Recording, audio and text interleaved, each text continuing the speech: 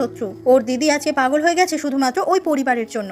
এই জন্য ইউশিন আর লিলি দুজনে হাতে হাত মিলিয়ে প্রতিশোধ নেবে বলে কথা দিয়েছে। পরের দিন ইউশিন লুকিয়ে চলে আসে জোয়ের সঙ্গে দেখা করতে। জো জানায় যে ও গত 6 মাস ধরে কারোর সামনে আসেনি। ইউশিন বলে সেই জন্যই শাও সবার কাছে এই ঘটনা রটিয়েছে যে আমি তোমার সঙ্গে পালিয়ে গেছি। ও বলে যে শাও কিন্তু ভীষণ ডেঞ্জারাস একটা মেয়ে, ওর থেকে তুমি সাবধানে থাকবে। আসলে এই জো হচ্ছে ইউশিনের বন্ধু, কিন্তু এদের দুজনের সম্পর্কটাকে মিথ্যেভাবে শাও চুমিংকে দেখিয়েছিল। কিন্তু জো মনে মনে কিন্তু ইউশিনকে পছন্দ করে, কিন্তু সেই কথা কখনো ইউশিনকে বলতে পারেনি। পরের দিন সকাল হয়ে গেলে জো চলে আসে চুমিং আর চুমিং এর মায়ের সঙ্গে দেখা করতে। আসলে জো আর চুমিং এরা হচ্ছে দুই ভাই, তবে জো হচ্ছে চুমিং এর সৎ ভাই।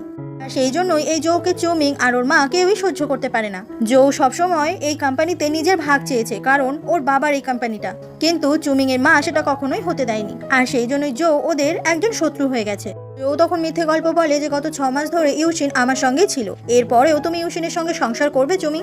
এটা শুনে চুমিং খুব রেগে যায় আর জোকে মারে। সেই সময় ওখানে শাও চলে আসে আর কিছু ছবি দেখায়, যেখানে দেখা যাচ্ছে যে জোয়ের সঙ্গে ইউশিন দেখা করেছে। ওই ছবিগুলো দেখে খুব রেগে যায় চুমিং এর মা আর বলে যে এক্ষুনি তুমি ইউশিনকে ডিভোর্স দেবে। শাও তখন চুমিংকে বলে হ্যাঁ তুমি ডিভোর্স দিয়ে দাও, তাহলে আমরা দুজনে বিয়ে করতে পারবো। ঠিক সেই মুহূর্তেই ওখানে ইউশিন নিজেই এসে হাজির হয়। সবার আগে ইউশিন এসে শাওকে চড় মারে আর বলে যে আমাদের এখনো ডিভোর্স হয়নি আর তোমার এখনই আমার হাজবেন্ডকে বিয়ে করার শখ হচ্ছে। শুধুমাত্র তোমার জন্য আমি আমার বেবিটাকে হারিয়েছি। আর মা, আমি আপনাকে নিজের মা বলেই ভালোবেসে এসেছিলাম, কিন্তু সেটার দাম আপনি কখনো রাখতে পারেননি। চুমিং বলে ইউশিন তুমি তাহলে এতদিন ধরে মিথ্যে বলে গেছো আমায়? ইউশিন বলে হ্যাঁ মিথ্যে বলেছি। তুমি কি নিজেকে একজন পুরুষ মানুষ বলে মনে করো? কেউ যদি আমার সঙ্গে অন্য একটা ছেলের ছবি তোমায় দেখায়, তুমি সাথে সাথে আমাকে ছেড়ে চলে যাবে?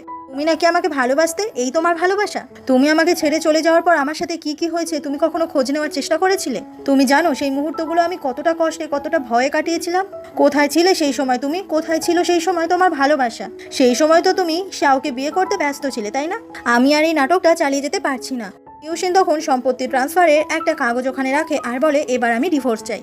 এরপর চুমিং নিজের ঘরে চলে আসে আর ওর তখন খুব মন খারাপ লাগছিল।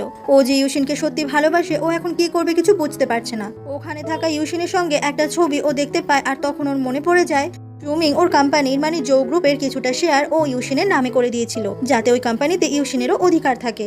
ইউশিন সেদিন এটা নিতে চায়নি, কারণ চুমিংকে পাওয়াটাই ওর কাছে সব থেকে বড় বিষয় ছিল। আর আজকে যে জো গ্রুপে ইউশিনের শেয়ার রয়েছে এটা দেখে চুমিং এর মা অজ্ঞান হয়ে যায়, কারণ চুমিং এর মা এটা মানতেই পারছে না যে ওই কোম্পানিতে ইউশিনের অধিকার রয়েছে।